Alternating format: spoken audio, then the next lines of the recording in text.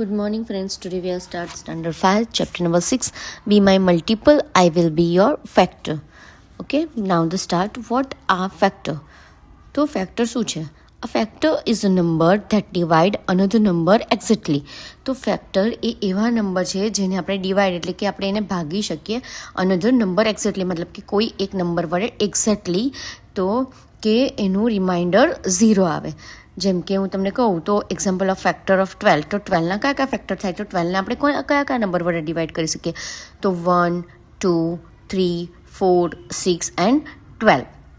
Okay, તો એનો મતલબ એ થાય કે 12ને આપણે 1 વડે ડિવાઈડ કરી શકીએ તો પણ 0 આવે, 2 વડે કરીએ તો પણ 0, 3, 4, 6 એન્ડ 12 વડે.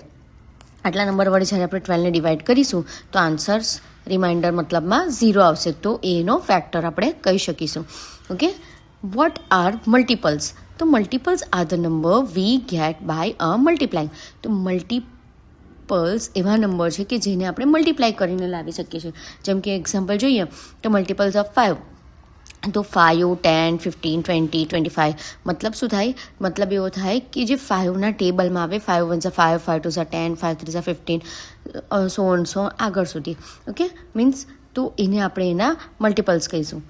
Next is factor example. હવે હું તમને કહું કે ધારો કે હું ફેક્ટરનું એક્ઝામ્પલ આપું તો કે 18ના કયા ફેક્ટર પડે? તો કે 18 કોના ટેબલમાં આવે? તો એનો આન્સર છે 1, 2, 3, 6, 9 એન્ડ 18.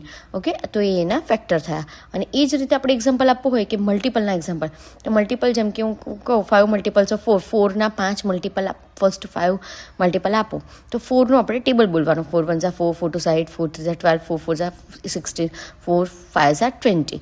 તો આ છે એના મલ્ટિપલ. ઓકે, તો ફેક્ટર આપણે ડિવાઈડ કરીને લાવી શકીએ અને મલ્ટિપલ આપણે મલ્ટીપ્લાય કરીને લાવી શકીએ. Okay, next is even and odd number. તો ઇવન નંબર કોને કહેવાય? Even number is divided by 2. તો જે ઇવન નંબર છે એ હંમેશા 2 વડે ડિવાઈડ થાય. જેમ કે 2, 4, 6 આ ત્રણ નંબર 2 વડે ડિવાઈડ થાય. એ જ રીતે ઓડ નંબર નોટ ડિવાઇઝેબલ બાય 2, જે 2 વડે ડિવાઈડ ના કરી શકીએ.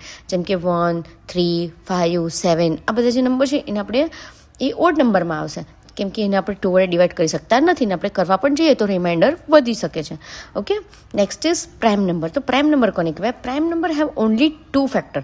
કે પ્રાઇમ નંબર એવા છે કે જેના ખાલી 2 જ ફેક્ટર હોય. એક તો 1 તો બધાનો જ ફેક્ટર છે, અને એક સેકન્ડ નંબર છે ઇટ સેલ્ફ, એટલે કે પોતે. બરાબર, જેમ કે 2 છે તો 2 કોના ટેબલમાં આવે? તો કે એક 1 2 2 અને એક 2 1 2, તો એ પ્રાઇમ નંબર થાય. 3, 5, 7, 11 આ જે બધા નંબર છે એ પ્રાઇમ ફેક્ટર છે. કેમ કે એમની પાસે 2 જ ફેક્ટર છે, એક પોતે અને એક 1, મતલબ કે એમના પાસે એક્સ્ટ્રા કોઈ ફેક્ટર છે નહીં.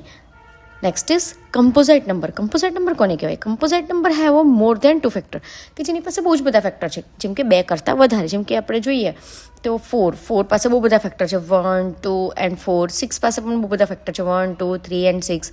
એવી રીતે 8, 9 એન્ડ 10. તો સિમ્પલ વસ્તુ છે કે પ્રાઇમ ફેક્ટર કોને કહેવાય? કે જેના પાસે 2 જ ફેક્ટર હોય, એક એ પોતે અને એક 1. કમ્પોઝાઇટ નંબર કોને કહેવાય? કે જેના પાસે 2 કરતાં વધારે ફેક્ટર હોય. છે simple. Okay, next is activity. હવે હું તમને અહીંયા આગળ એક્ટિવિટી આપી છે જે તમે સોલ્વ કરી શકો છો. અને નેક્સ્ટ છે એ વર્કશીટ છે, જેમાં પણ બહુ બધા ક્વેશ્ચન્સ છે જે તમે આના આધારે જ સોલ્વ કરી શકો છો. Thank you for watching this video. Please like, share and subscribe.